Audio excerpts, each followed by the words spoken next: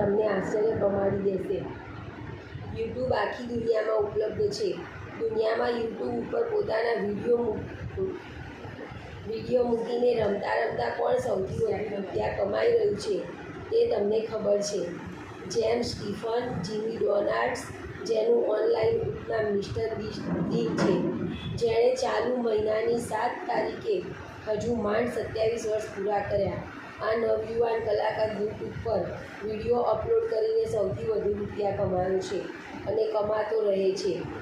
Forbes દ્વારા એવો અંદાજ લગાવવામાં આવ્યો છે કે મિસ્ટર બીસ્ટ માત્ર યુટ્યુબ પર કામો કરીને $85 મિલિયન થી વધુ કમાઈ રહ્યો છે। $85 મિલિયન એટલે 7,27,7,57,250 ભારતીય રૂપિયા।